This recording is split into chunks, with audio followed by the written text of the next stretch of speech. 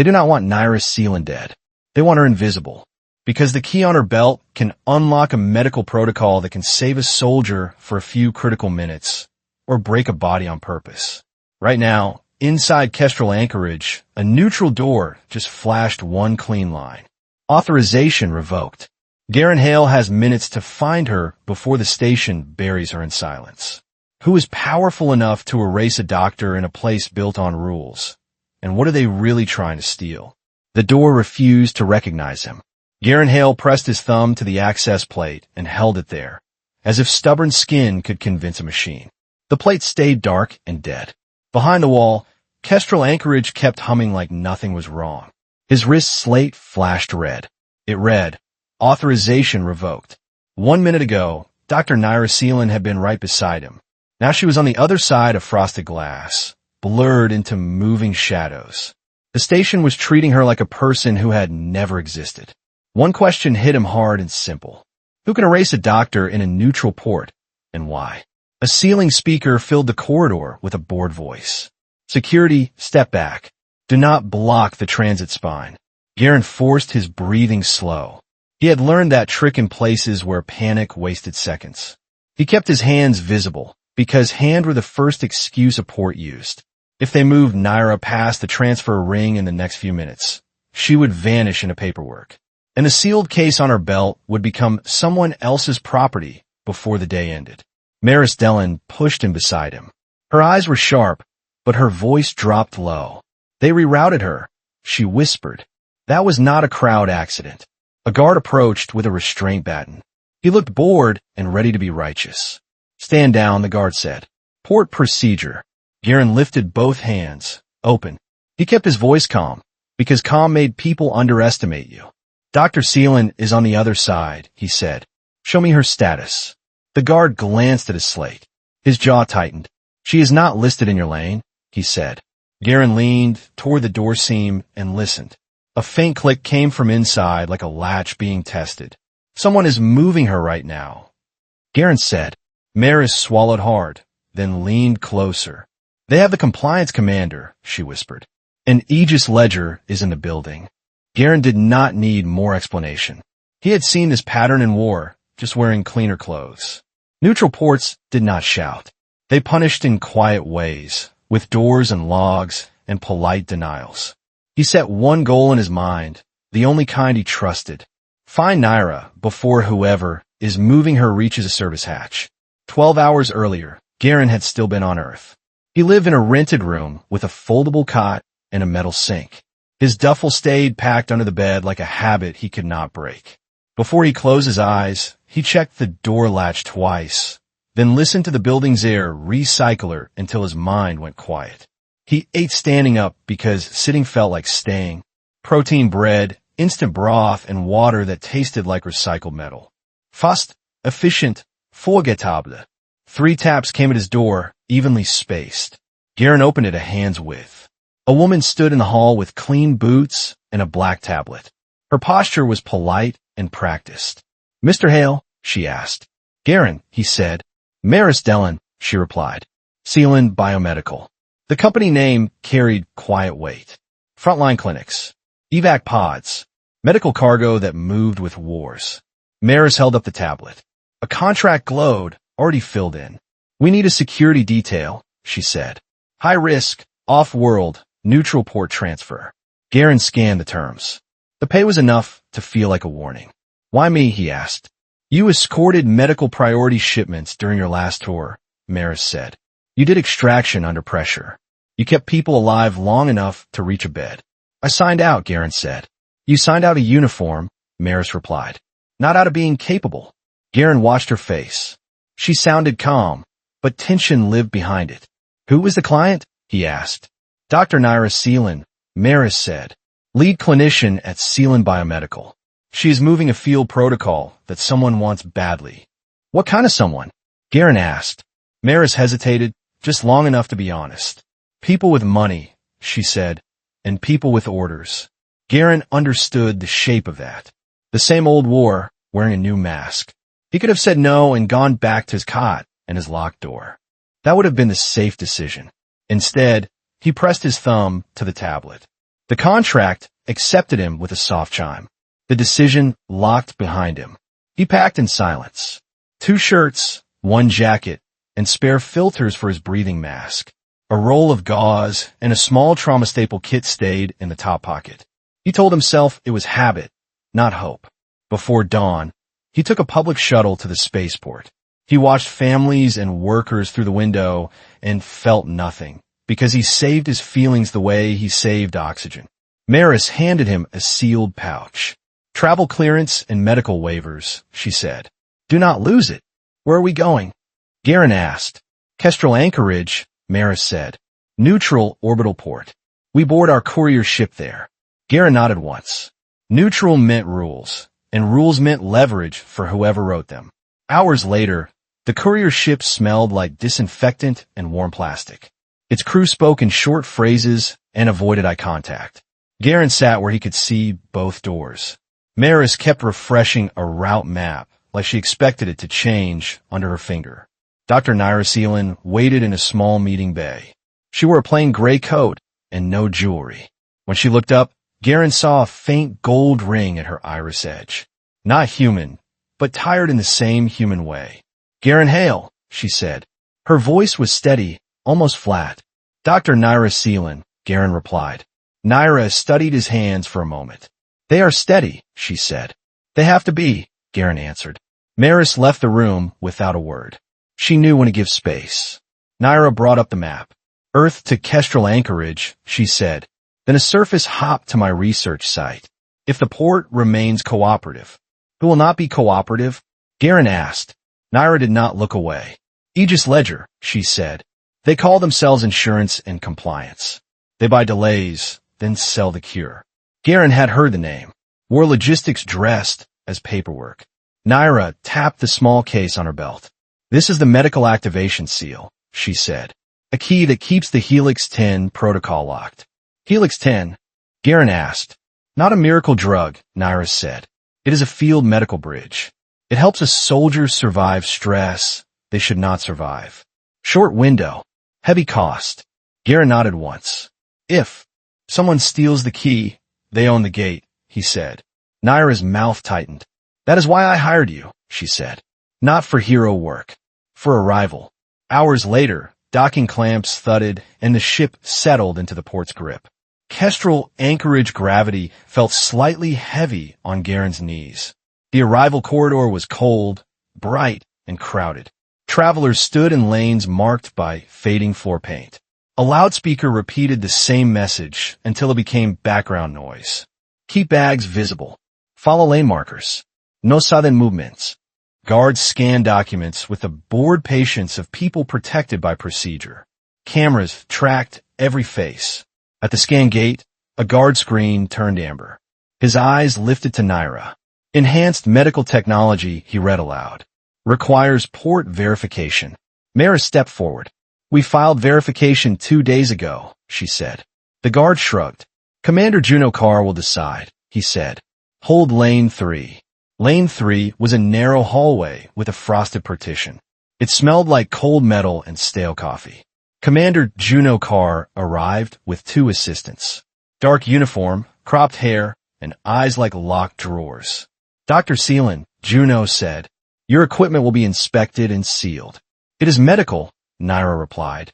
It becomes military when it changes bodies, Juno said. Neutral ports do not gamble. A smooth voice drifted in behind them. Commander Carr, always precise. A man in a clean suit entered as if he belonged there. His smile was gentle. His eyes were not. Lysander Rook, he said. Aegis Ledger. Maris stiffened. Nyra stayed still. Garron felt the room narrow, as if the air itself was being priced. Lysander spoke like a friend offering help. Aegis can smooth your transfer, he said. Delays happen. Supplies stick. Routes shift. We can prevent unpleasant surprises. Nyra held his gaze. I did not ask. You will, Lysander said softly. Everyone does. Juno raised her wrist slate. Inspection now, she said. Nyra's case was taken. A seal tag snapped onto it with a small click. Juno read the code, then spoke with the tone of a person who believed rules were the same as truth. Compliance housing until verification completes, she said. No unauthorized movement. They were guided back into the corridor. Crowd pressed close. Cameras watched. A maintenance worker pushed a cart past Garron and brushed his shoulder, light and quick. Sorry, the worker muttered. Garron felt the touch like a marker. He looked up and saw a camera mount above them rotate too fast. Nyra's route notification flickered on her slate. The corridor lights dimmed for one heartbeat. A door farther down slid shut. Nyra took one step, then stopped. A panel beside her flashed red, and a guard called out loud enough to make the crowd obey. Hold position. Lane shift. It happened in seconds. A crowd surge. A closed door. A redirected line. Nyra was pushed to the other side of the partition, and Garron was left staring at frosted glass and an access plate that suddenly meant nothing. Now he was back at the dead panel. Now his slate was flashing red. Now the station was saying, clean and final, authorization revoked. The ceiling speaker repeated the same board warning. Security, step back.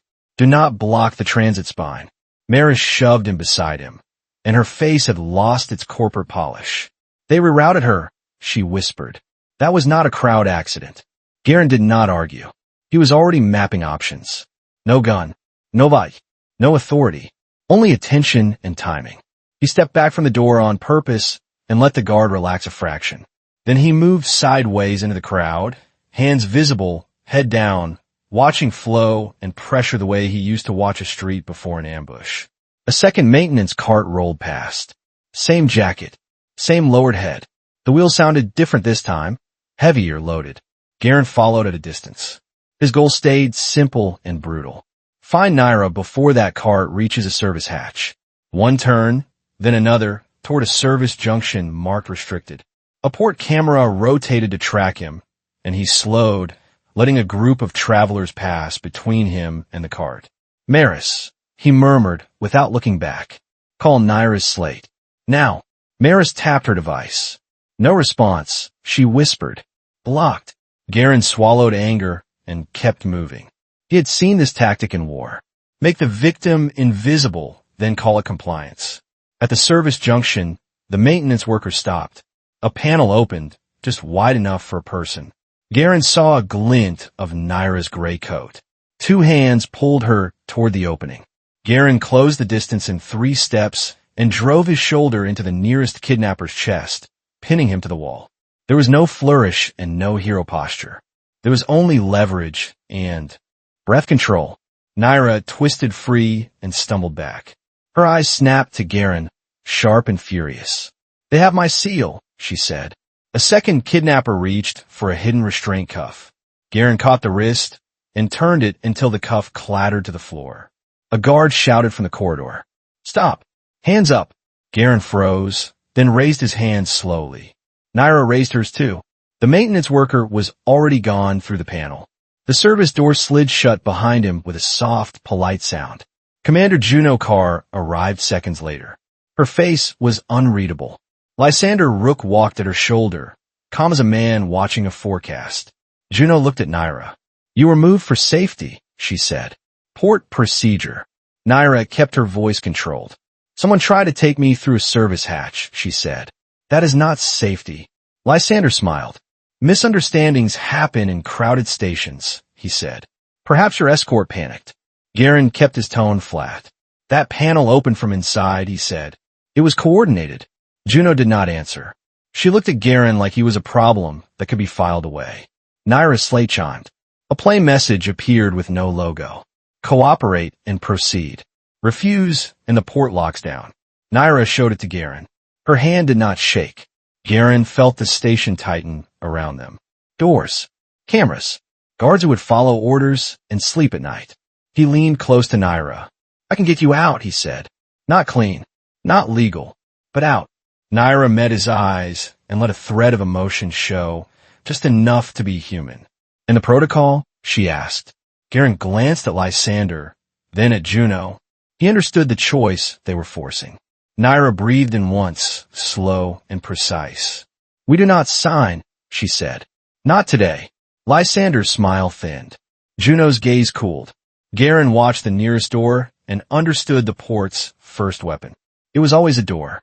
Kestrel Anchorage did not shout. It punished in quiet ways. A supply drone rolled to a stop outside Nyra Selen's holding suite. Its crate light shifted from green to amber and stayed amber, as if the station had decided hunger was a policy. Garron watched the drone reverse like it had been embarrassed. Maris pulled up the delivery notice and exhaled hard. "Delayed," she said. "Under review again." Nyra did not move. Her eyes stayed on the sealed equipment case at her feet. "Food, power cells, basic medical," Garron said. "They're slowing all of it." Nyra nodded once. "They want me tired," she said. "They want you angry." Maris set their ration pack on the table. It felt too light in Garron's hand. A knock came, sharp and impatient. Garron opened the door a hand's width. A port medic stood there with a rolling kit, looking exhausted. "Compliance check," the medic said. "Random." The medic stepped in and scanned the room with a handheld reader. The reader chirped at Nyra's sealed case, then chirped again. Nyra kept her voice controlled. "Do you have a reason to scan my private equipment?" she asked. "Port policy," the medic replied, and his eyes flicked toward the door camera. As he turned to leave, his kit clipped the table edge. A tray slid out and clattered to the floor. Sterile wraps scattered. A small vial rolled under the chair. The medic swore and crouched fast. His hands shook as he gathered everything. Garron picked up the vial first. It was labeled for bruising and soft tissue swelling, routine field care. "You are shaking," Garron said. "Long shift," the medic muttered, taking the vial back. After the medic left, Nyra lifted her sleeve. A bruise darkened her forearm where the crowd had crushed her. A thin cut ran beside it. "It is nothing," she said. "It becomes something if you cannot clean it," Garron replied. He washed his hands, sparing water, then cleaned the cut and sealed it with a strip. He wrapped the bruise with a compression band. Nyra flexed her fingers, testing range. "You are medical," she said. "I was what the unit needed," Garron answered. A door chime sounded. The speaker announced it like an honor. "Mr. Hale, Dr. Selen, visitor clearance approved." Garron shifted his stance. The door slid open. Lysander Rook walked in with the calm of a man who never waited in lines. "Dr. Selen," he said. "Mr. Hale." "Miss Dellen." Nyra did not offer him a seat. "What do you want?" she asked. Lysander glanced at the amber delivery notice, then at the sealed case. "Aegis Ledger can clear your supply backlog," he said. "We can open your recharge window. We can end these delays." Nyra stayed flat. "In exchange for my medical activation seal," she said. "In exchange for partnership," Lysander replied. "Limited authority. Time-bound." Maris stepped closer, voice tight. "You are starving us to force a sale," she said. Lysander's smile did not warm. "Kestrel is neutral," he said. "Neutral ports run on rules. Rules run on compliance." Nyra did not touch the data chip he set on the table. "No," she said. Lysander paused at the door. "Your biometrics patch is required in port zones," he said. "Do not remove it." "My biometrics are private," Nyra said. "Not here," Lysander replied. "Not with what you carry." He left, and the door sealed with a soft hiss. Nyra opened her health monitor. A thin line scrolled across the screen, and her face tightened. "That is not my baseline," she said. Garron leaned closer. Tiny spikes hit the line at regular intervals, like a steady tapping from outside. Nyra pressed 2 fingers to the patch on her upper arm. The patch warmed, then pulsed once. A message appeared. "Remote query accepted." Nyra lowered her arm slowly. "They are pinging me," she said. "Right now." Garron looked at the door camera, then at the vent above it. "They are testing how you react," he said. The next shift cycle brought a different kind of pressure. When Garron stepped into the corridor, a compliance officer met him halfway. The badge showed only a port seal, no name. "Mr. Hale," the officer said. "Report to security for a status review." Nyra moved beside Garron. "He is my contracted escort," she said.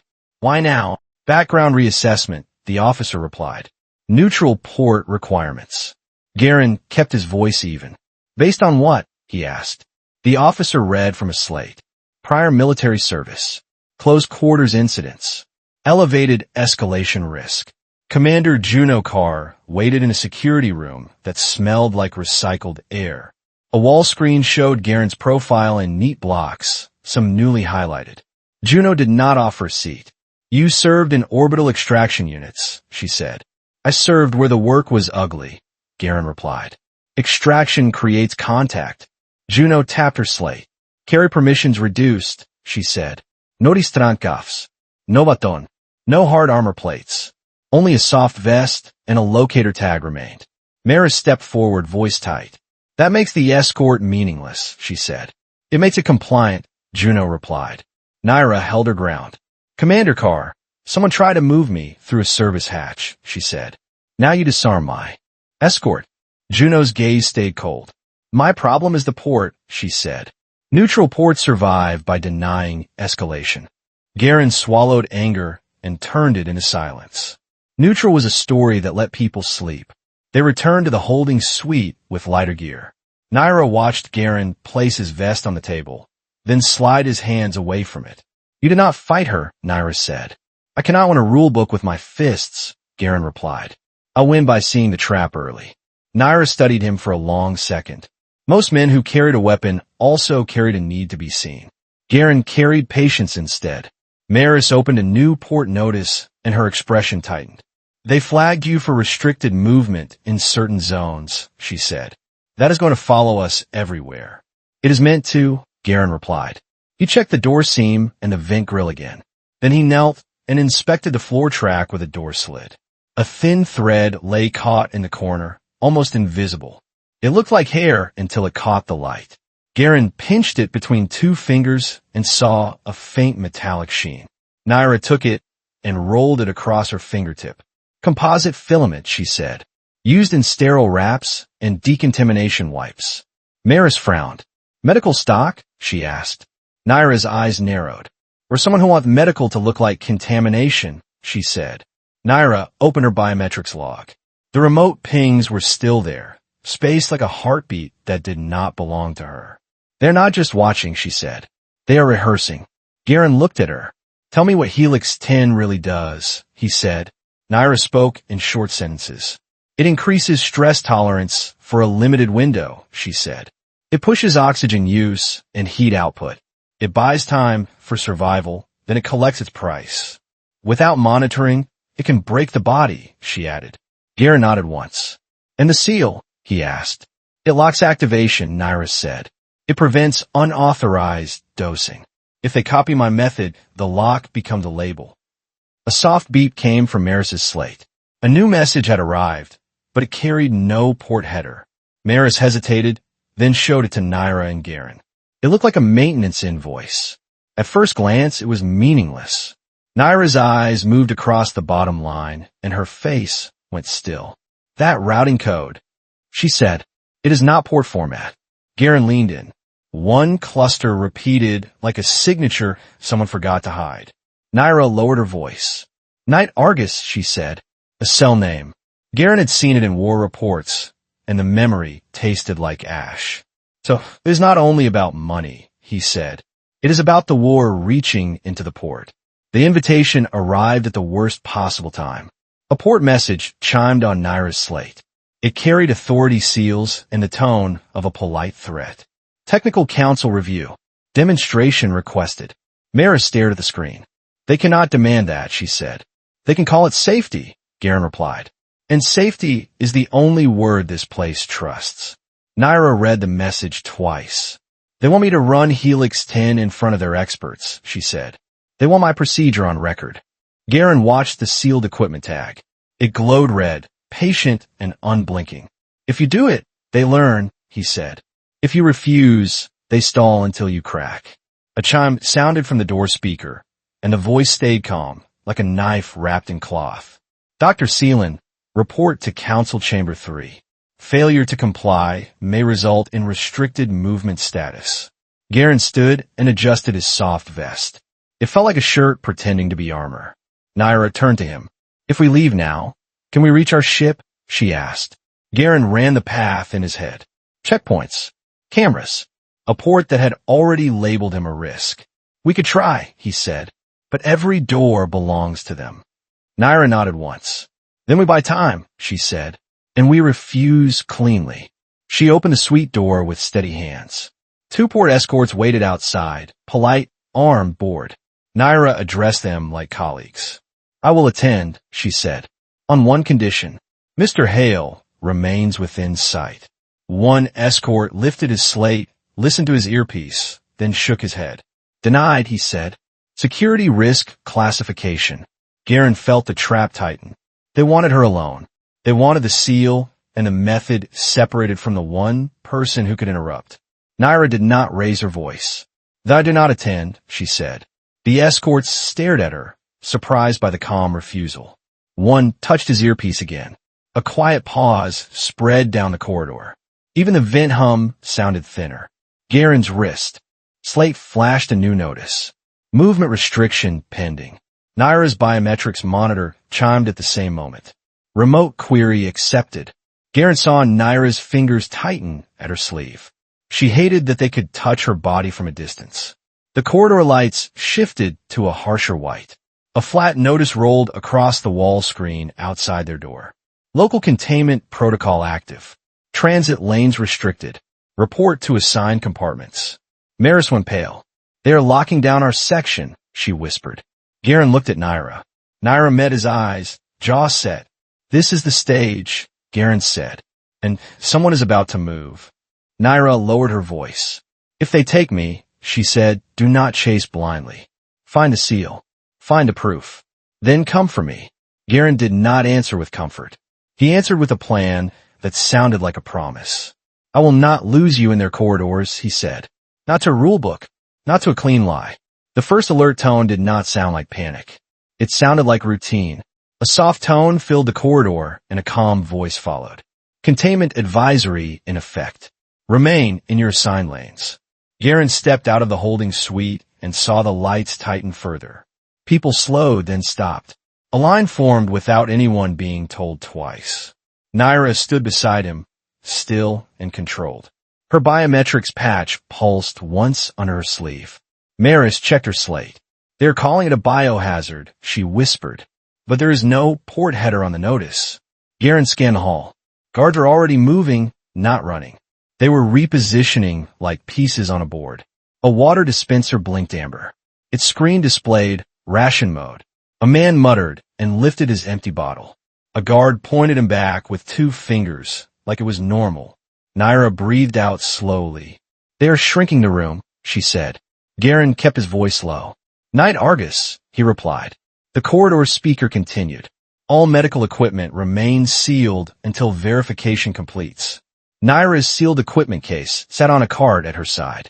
Its tag glowed red, patient and cruel. A port medic pushed through the crowd, face shield on, expression bored.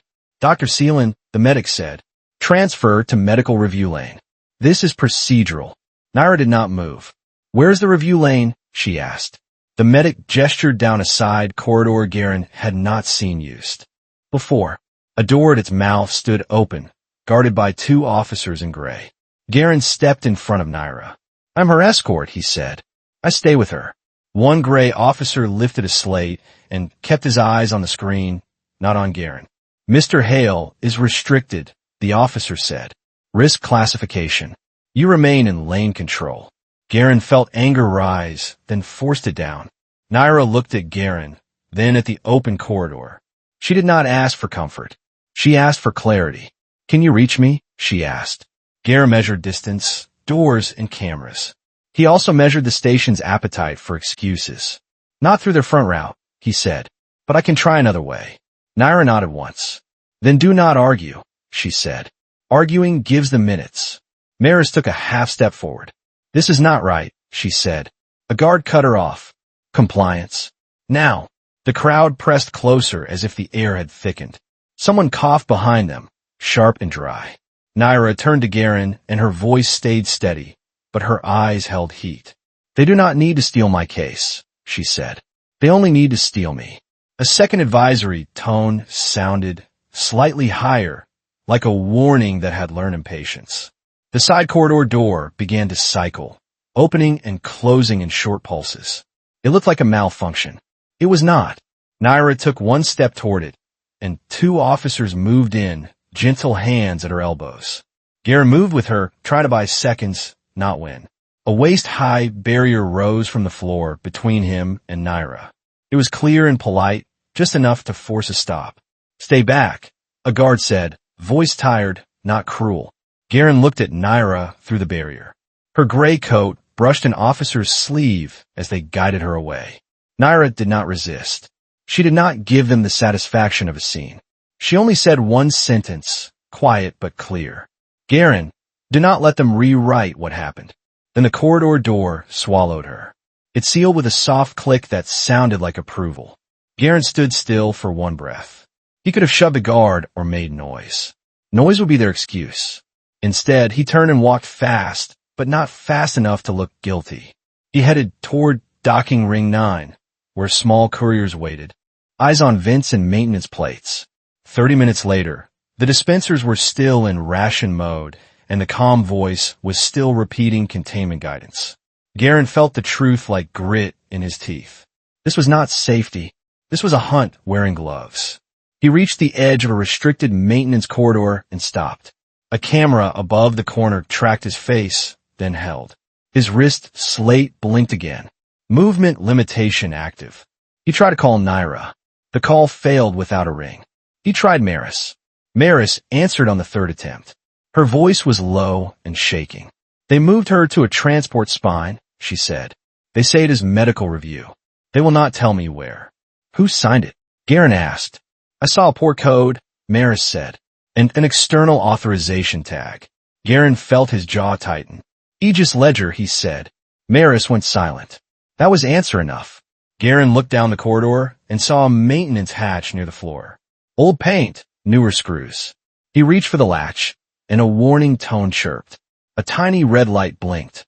Another message appeared. Unauthorized access attempt. Report to security. Garron stepped back with his hands visible. He could feel eyes on him, human eyes and camera eyes. He needed a path that did not look like a fight. He needed someone who knew the station's bones. He tapped a contact he had avoided using for years. A call connected to a name from a different life. Captain Mara Quell answered with a tired voice. "You picked a bad time to call, Garron," she said. "Mara," Garron replied. "I need a technical route inside Kestrel Anchorage. They took my client under a false biohazard alert." A pause, then Mara's voice hardened. "Where are you?" she asked. "Dockside holding," Garron said. "Suite block 13. "Stay there," Mara replied. "I cannot promise miracles, but I can promise maps." Minutes later, a maintenance drone rolled into their suite with a cleaning sticker that looked harmless, almost comical. Maris hesitated. Garron pulled the drone inside and sealed the door. The drone's panel popped open and a small projector lit. Mara's face appeared, gray and grainy. "You are on a monitored channel," Mara said. "Say nothing you do not want copied." Garron held up the token string he had pulled from a port log. "Does this mean anything to you?" he asked. Mara's eyes narrowed. "It is not a port token," she said. "It is a cell signature. Knight Argus uses it." Maris swallowed hard. "So, what is real?" she whispered. "It is real," Mara said, "and it is bigger than Aegis Ledger's greed." Garron felt the room tilt slightly. Aegis wanted control, but Knight Argus wanted results. Results in war rarely stayed clean. "I need a path," Garron said. Mara exhaled. "There's a maintenance spine behind your suite," she said. "It leads to the medical transfer ring, but is locked behind a supervisor door." "I can open it," Garron said. "You cannot," Mara replied. "Not without triggering a sweep. The station will see you move." Garron looked at Nyra's sealed case in the corner. He could almost hear her voice, refusing to be turned into a demonstration. "What if I can move faster than their sweep?" he asked. Mara stared at him. "You're thinking about her protocol," she said. Garron did not deny it. "It is the only way to raise my odds in the next few hours," he said. Mara's voice went colder. "Helix 10 is not a weapon," she said. "It is a bridge. Bridges collapse when people overload them." Garron nodded once. "I know," he said. Mara stepped forward, eyes wide. "We do not even have the full kit," she said. Garron opened a small pouch from Nyra's case. A minimal field pack sat sealed inside. Monitoring patches and cooling strips. Nyra had prepared for worse cases. She had known someone would try to separate her. Mara's image flickered. "If you do this, you will pay for it fast," she said. Heat, tremors, muscle tears, then a crash. Garron looked down at his hands. They were steady now. He wondered how long that would last. Mara left him one last sentence. "I will give you a window," she said. 10 minutes. After that, the station will know you moved." Garron shut the drone panel and sat on the cot. He did not pray, and he did not romanticize. He calculated time, doors, distance, and the cost of becoming a target from both sides. 1 hour later, the containment advisory was still active. Garron stood in the suite bathroom and stared at the mirror. The light made his face look older than he felt. He applied the biometrics patch to his upper chest, close to the sternum. The patch warmed, then synced to the monitor. Maris laid the minimal kit on a clean towel. Cooling strips, a small infusion line, a sealed injector. "This is wrong," Maris said, and her voice cracked on the last word. "It is what they built this corner for," Garron replied. "They forced a choice where only ugly answers fit." He taped the infusion line to his arm and set the cooling strips within reach. Maris held the injector with both hands. "You cannot do it alone," she said. "I can," Garron answered, "but you should not watch if you cannot." Maris did not move. She swallowed and steadied her breathing, copying Garron's calm. "I can," she said. Garron took the injector. The label read, Helix 10 Protocol, minimal dose. The warnings beneath it were plain. Increased heat output, elevated cardiac load, a short operational window, a risk of collapse. He cleaned his skin, placed the injector, and pressed. The first sensation was not power. It was heat. A wave rolled through him from chest to throat. His heart jumped, then hammered into a faster rhythm. He gripped the sink edge, and the porcelain felt too cold while his palms felt too hot. Maris watched the monitor. "Your rate is climbing," she said. "Too fast." Garron forced air into his lungs. "Start cooling," he said. Maris slapped a cooling strip onto his back, then another across his ribs. The heat kept rising anyway. His muscles felt as if they had been plugged into a generator. He flexed his fingers and felt a small tremor start. "This is not clean," Garron said. "It is borrowed time." Maris nodded, eyes wet. "I know," she whispered. A port notice pinged on Garron's slate with the same calm language as everything else. Containment enforcement. All restricted individuals remain in place. He ignored it. He stood, and the room seemed to sharpen at the edges. Mara's window had opened. A supervisor door, briefly unlocked, would stay open for 10 minutes. Garron pushed the suite door open. 2 guards stood in the corridor, bored, eyes half on their slates. Garron raised his hands. "I need water," he said. "Back inside," one guard replied. Garron moved anyway, not running, just walking with purpose. The guard stepped in front of him. Garron adjusted by inches and slid past before the guard could react. The second guard reached for his baton.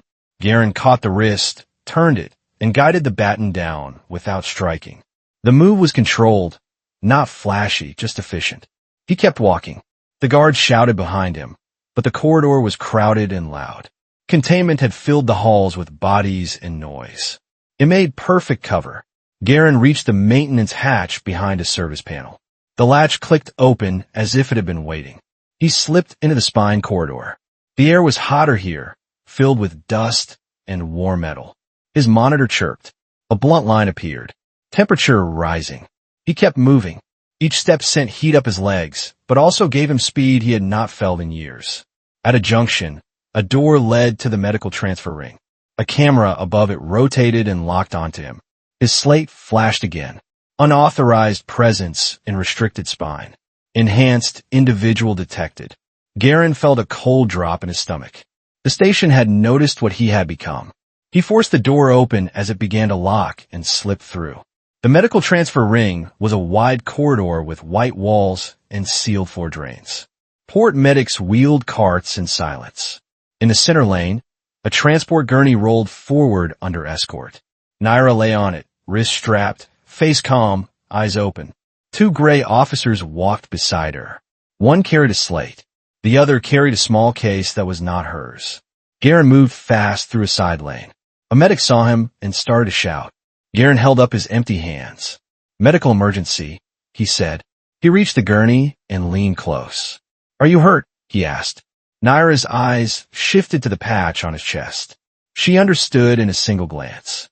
You used it, she said. I did, Garron replied. We do not have time. Nyra swallowed once. They're taking me to a private bay, she said. They want the method, not the seal. A gray officer stepped between them. Step back, the officer said. Procedure. Garron saw a route code blinking on the officer's slate and his stomach hardened. It was the same wrong format as the invoice. Night Argus. Garron made the choice with no speech. He hooked a finger under a gurney strap and snapped it loose with a quick pull. Nyra's arm freed. The officer reached for a restraint cuff. Garron shoved the cuff back into the officer's own palm and drove his shoulder into the second officer, pushing him into a wall rail. The impact sounded dull, not dramatic. The officer slid down stunned. Nyra rolled off the gurney and landed on her feet with Garron's support. Pain flashed across her face, then vanished behind control. Alarms rose in volume. Not panic, enforcement. A port screen overhead flashed a notice. Enhanced individual flagged. Detained immediately. Garron heard the words and felt the trap snap shut. Now he was not just a restricted escort. He was a threat in the station's language. Nyra gripped his sleeve. Garron, you're heat, she said. He felt it too. Tightness in his chest. A burn behind his eyes. The borrowed time was already billing him. They moved into a side corridor as guards poured into the ring. Garron's step stayed fast, but his breath shortened. A tremor hit his left hand, and he hid it by gripping a rail. Nyra glanced at his monitor, and her mouth tightened. It is starting to crash, she said. I just need minutes, Garron replied. They reached a service door. Garron slammed his palm onto the panel. For a moment, it stayed dark.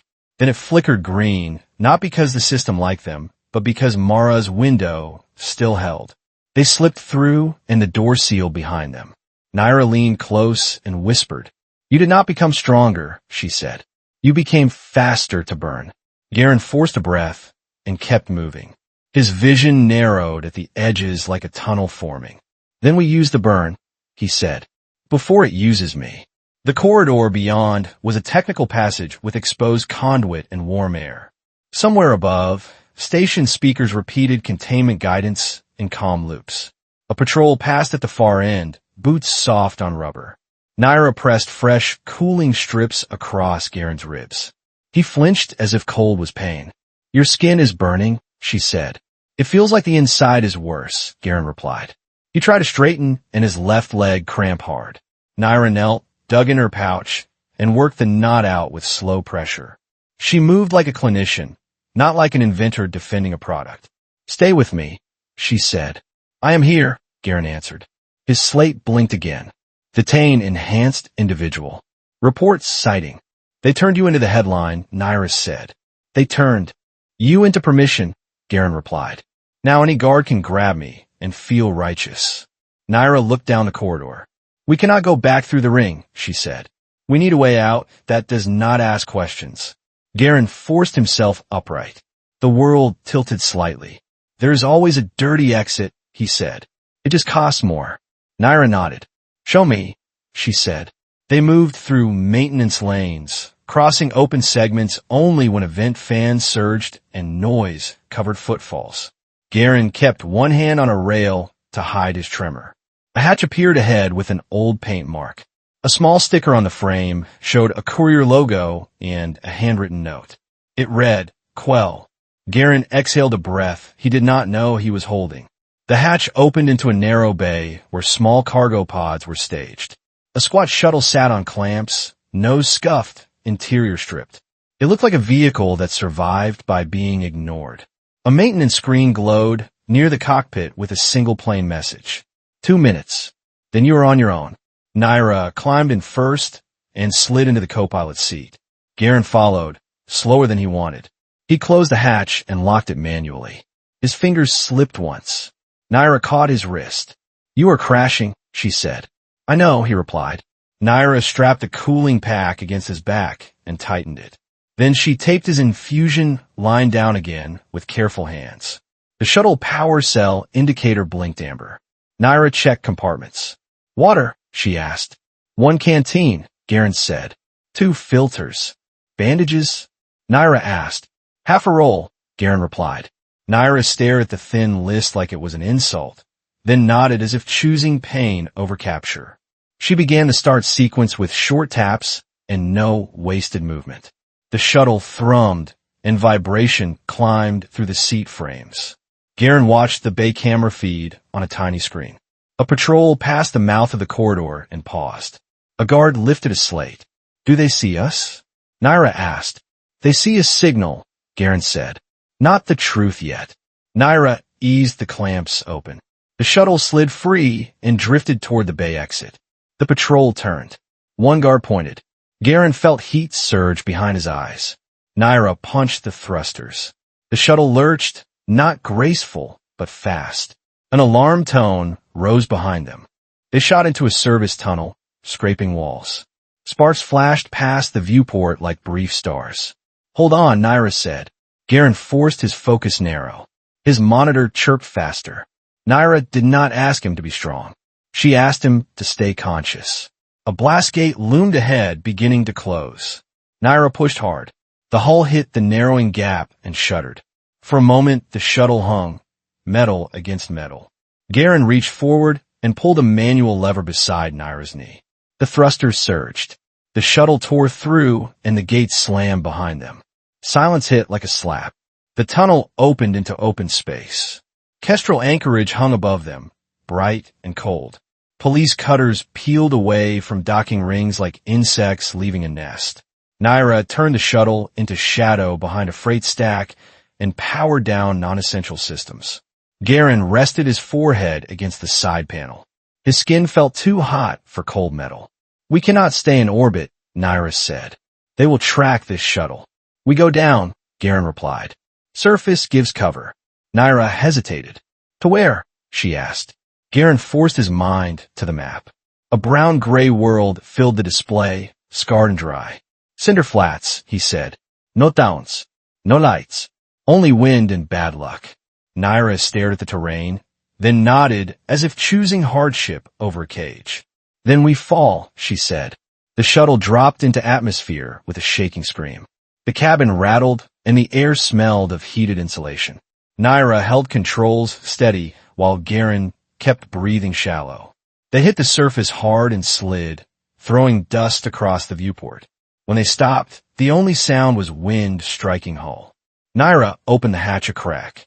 Cold air rushed in, sharp with grit. They stepped out into a flat plain under a dim sky. Dust rolled in low waves, steady and mean. Garron took 3 steps, and his knees threatened to fold. Nyra caught him under the arm. Do not go down yet, she said. We still need distance. They pulled supplies out, left the shuttle behind a ridge, and walked into the cinder flats until station lights became a faint glow. Night on cinder flats arrived without ceremony. The wind did not howl. It scraped. Dust hissed across coats and found every seam. Cold settled into joints and breath. Nyra found a shallow cut in the ground, where old rock broke the worst of the wind. They crouched there and stretched a thermal sheet between 2 stones. It was not shelter. It was a thin lie that kept the worst away. Garron sat with his back to rock and tried to stop shaking. Nyra checked his monitor and frowned. Your temperature is still high, she said. It is the afterburn, Garron replied. The body does not forgive quickly. Nyra pressed a cooling pack to his neck and wrapped his hands to keep tremor from tearing skin. You should have waited, she said. I did not have that option, Garron replied.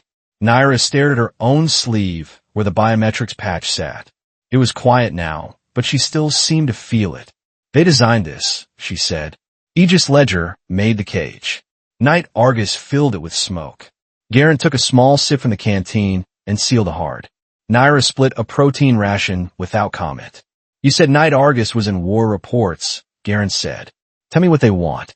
Nyra stared into the dark plane. Her voice stayed low and paced, like precision was the only thing holding her steady. They want a disaster they can control, she said. They do not need Helix 10 to work well. They need it to fail in public. Garron blinked. Why, he asked. Because a failed medical protocol makes people demand bans, Nyra said. It makes ports refuse shipments. It makes militaries scramble for replacements. Garron understood the angle, slow and ugly. A market built from fear, he said. Nyra nodded once. Aegis Ledger profits from delays and restrictions, she said. Night Argus profits from chaos and propaganda. They do not need to be friends to help each other. Garron flexed his fingers, and pain lanced up his forearm. They will plant a faulty copy, he said, and blame you when bodies break. Nyra's eyes glinted in low light. I built safeguards, she said, but safeguard can be stripped. Then my name becomes the knife. A faint light blinked in distance, once then twice. Garron narrowed his eyes. It was too low and too steady to be a star. Drone, he asked. Nyra killed her slate screen. Garron did the same. They stayed still. The light drifted past, paused as if listening, then moved on. Nyra let out a breath she had not realized she was holding. I cannot do this alone, she said. Garron turned his head toward her. Then do not, he said. Use me while I can still move. And when I cannot, I will still be here. Something softened in Nyra's eyes. She shifted closer and placed her palm on his forearm. Her hand was still warm in the cold. Tomorrow, she said, we stop running in circles. We pick a direction. Garron nodded once. Tomorrow, he agreed. Morning on Cinder Flats came with less cold and more wind. Garron woke with muscles tight and head heavy. The heat from Helix 10 had faded into a deep ache. Nyra held up her slate. A thin signal line flickered, then vanished. Short bursts only, she said. I caught a whisper. A voice crackled through, compressed. Garron. Nyra. This is Mara Quell. You have less than a minute. Nyra leaned close. Mara, we have proof of Night Argus tokens in Kestrel logs, she said. Can you receive it? Yes, Mara replied. But Aegis Ledger is already shaping the story. They're calling you a rogue developer. They're calling Garron a violent, enhanced asset. Garron clenched his jaw. Where is Maris? He asked. A pause. Then Mara answered. Alive. In custody. Aegis is using her as pressure. Nyra's face went still. Maha spoke fast. Aegis wants a trade, she said. They're offering an exit route. They will clear Garron, release Maris, and stop the hunt if Nyra comes back and signs. Nyra did not hesitate. No, she said. Garron, Mara said, listen, that offer is a trap. They will hand you to the port as soon as they get the seal method. Garron looked at Nyra. Nyra met his eyes and nodded once, already aligned. We do not accept, Garron said. Mara exhaled hard, like relief mixed with fear. Then you need leverage, she said. Expose Aegis Ledger and Night Argus together. If you only expose one, the other will buy cleanup. Nyra spoke in short phrases. We can bait them, she said. They want a demonstration. They want a public moment. Send your proof first, Mara said. I can relay it to a few honest channels. Not many, but enough to plant doubt. Nyra transmitted the token string and the timestamp gap, then added a note, plain and direct. It stated that the door routing was manipulated under a biohazard alert. It stated that an external signature was present. It stated that the client was moved without escort. Mara confirmed receipt. You have one more thing, Mara said. Their next move is tonight. They will stage a capture that looks like rescue. The signal dropped, leaving only wind. Nyra stared at the dead screen, then looked at Garron. They will come to us, she said. They already are, Garron replied. Nyra pulled out a small sensor tag. This can broadcast a clean medical beacon, she said. It looks like distress. It will pull any so-called rescue team. Garron understood. Place it where you can see them approach, he said. Nyra nodded. And we keep truth ready, she said. A recording that shows hands, not slogans. Garron shifted, pain flashing through ribs. I can still move, he said, but not forever. Nyra looked at him and held a second Helix 10 cartridge in her palm, not offering, only acknowledging the cost. If you collapse, I will not leave you, she said. You cannot carry me in the truth, Garron replied. Nyra's eyes hardened. Then we do not carry, she said. We drag the fight to where their rules fail. They chose a narrow canyon cut where rock walls blocked line of sight. Dust collected in drifts and footsteps left clear marks. Nyra placed the beacon at the far end, half buried. Then she set a small camera unit near a rock seam, angled toward the approach. No clever tricks, just placement and patience. Hours later, a message arrived with the Aegis Ledger header and Lysander Rook's signature. It offered safe passage and promised Garron would be cleared and legalized. Garron read it and felt the offer for what it was. A pretty rope. Nyra typed 2 sentences. I will meet. I will bring the seal. Garron stared at her. Are you sure? He asked. Nyra answered with a question. Do you trust my hands? She asked. Yes, Garron said. Nyra closed her pouch and stood. Then she took Garron's hand, not as a vow, as a grip that said stand with me. In the distance, a shuttle shadow crossed dust. Then another. They are bringing both, Garron said. Aegis to sign paper. Knight Argus to make it disappear. Nyra squeezed his hand once. Then we make them visible, she said. They moved into position and waited. Wind pushed dust through canyon like a slow flood. Boot prints appeared at the mouth, then multiplied. Garron stayed behind the rock seam, back pressed flat. His monitor blinked low power, then went quiet. Nyra crouched beside him, fingers near the camera trigger. A voice drifted in, calm and practiced. Dr. Selen, we are here to escort you. Nyra stayed silent. She waited for the second voice, the one that owned the first. It came a moment later, low and flat. No salen moves. We keep this clean. 2 figures entered first, wearing port security gray. Behind them, a third walked with no visible badge and no hurry. That third carried a slim case with a broadcast antenna. Garron counted. 3 in front, more behind. Nyra leaned close. Maris is not with them, she whispered. They did not bring hostage to trade, Garron replied. They brought stage. The lead gray officer raised a slate. Dr. Selen, step forward and confirm your seal method, he said. Nyra stood slowly and let her hand show. I will not confirm anything without seeing Maris Dellen, she said. Maris Dellen is safe under Aegis Ledger oversight, the officer replied. This meeting is about your exit. Garron heard the lie in phrasing. Safe meant contained. The third figure moved a fraction and spoke without raising voice. I authorize this, Sable Node said.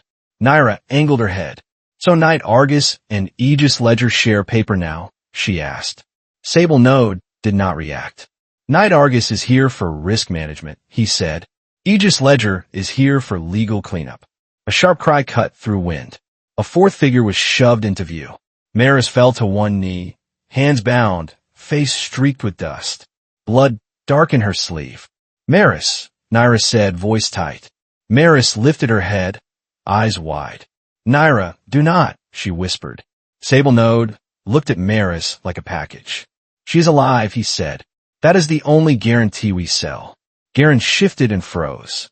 A rifle barrel appeared from behind rock, aimed where his head would rise. Sable Node continued calm. Confirm the seal method, he said. Then you walk away with your escort cleared.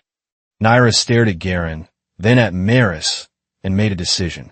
Bring Maris closer, Nyra said. Then I will speak. Sable Node gestured. Maris was dragged forward, rough but controlled. Nyra raised her hands. Before I speak, I need my medical kit, she said. She is bleeding. Sable Node paused, then nodded. Allow, he said. A gray officer tossed Nyra's pouch onto dust. Nyra picked it up, knelt by Maris, and moved fast. She cleaned the cut, pressed bandage, and leaned close. Can you walk? Nyra asked. Not far, Maris whispered. Nyra glanced toward Garron, and her eyes said one word. Now. Garron rose like a spring and moved left, not forward, changing line of fire. The rifle fired. The shot snapped and struck rock, throwing chips. Garron dropped and rolled behind a ridge, then through a cheap dispersal pod. It burst and turned air into thick dust for seconds. Nyra grabbed Maris under shoulder and pulled. Maris stumbled, then found feet. Sable Node spoke into a microphone, cold. Cut the canyon ends. No casualties. We want footage. Nyra hit the camera trigger as she passed it. The device blinked and began recording everything. That blink was their real weapon. Garron sprinted low and reached the gray officer, holding Maris's restraint chain. He kicked the chain out of hand and slammed the officer into dust. Another gray lunged and Garron pivoted, letting the man crash into stone. Pain flared through Garron's ribs. The old heat from Helix 10 was gone. Only damage remained. Nyra half-dragged Maris into cover. "You stay awake," Nyra said. Maris nodded, breathing shallow. "They have a case," Maris said. "It is broadcasting." Nyra's eyes snapped to the antenna case near Sable Node. "That is the faulty copy," Nyra said. Garron leaned close. "Can you shut it down?" he asked. Nyra swallowed. "I can destroy the seal path," she said. "But I cannot rebuild it here." "Do it," Garron said. "Now."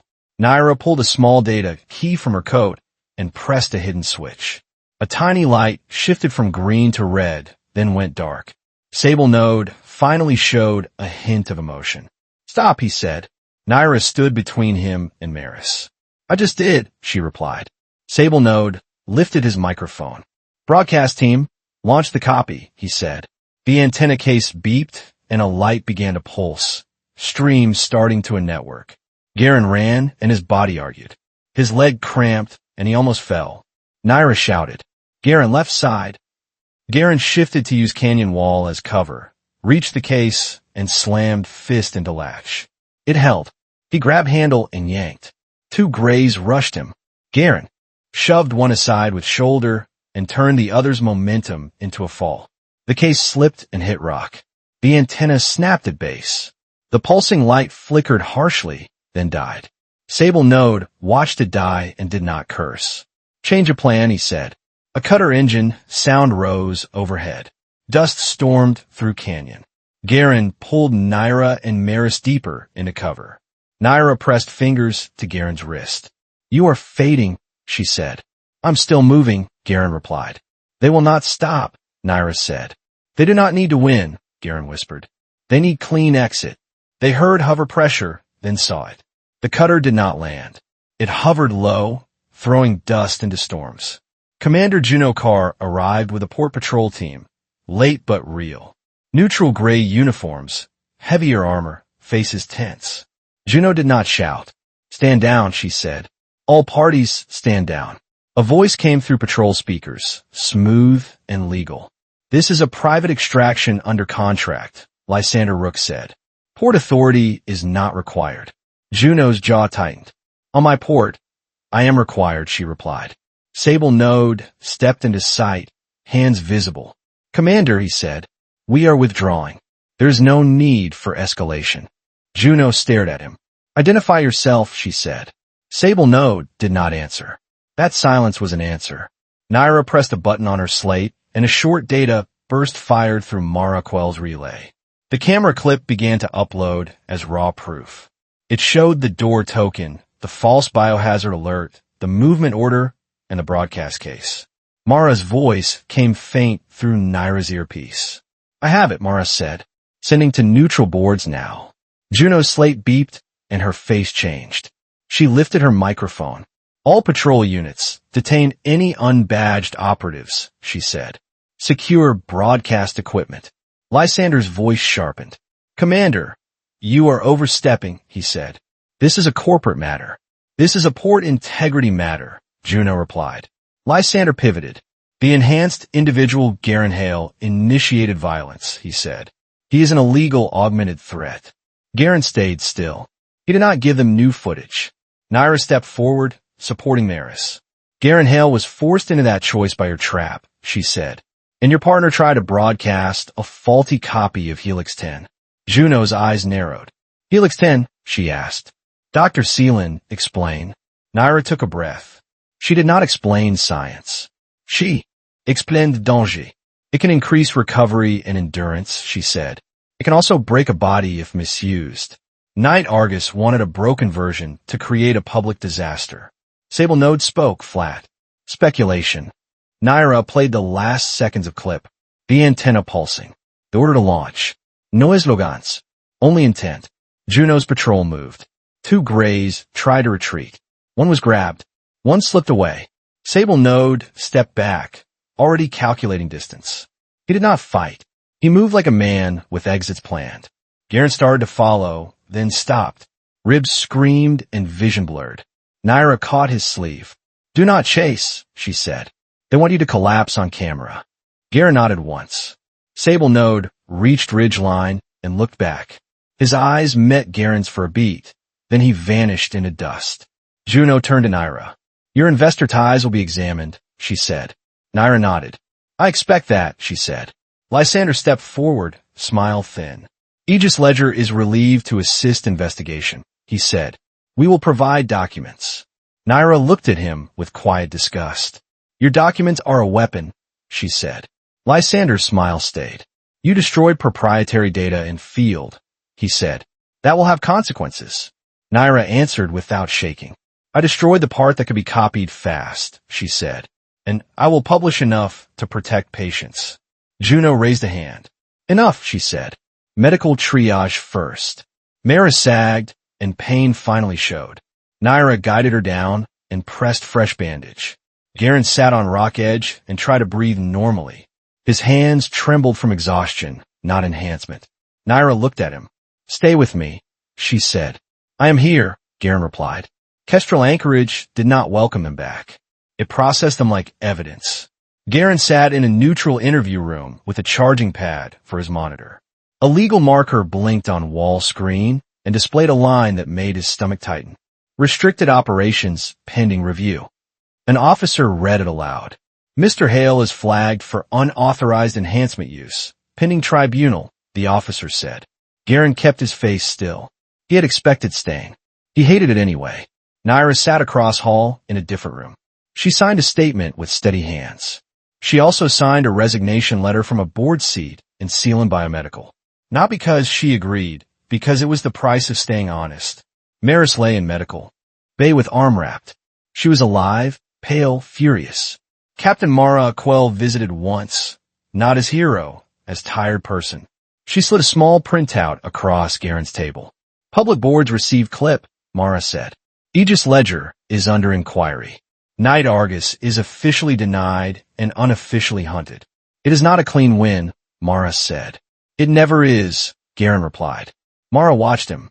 "Will you keep doing this work?" she asked. Garron hesitated. He thought of quiet apartments, simple meals, and doors he could lock. He also thought of cages built from procedure. "I do not know if they will let me," he said. Mara nodded and stood to leave. "Then do what you can," she said. "When you can."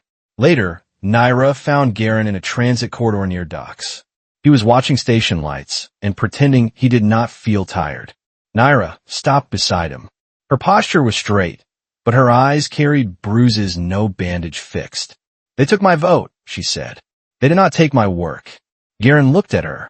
"Are you safe?" he asked. Nyra answered with a question. "Are you?" she asked.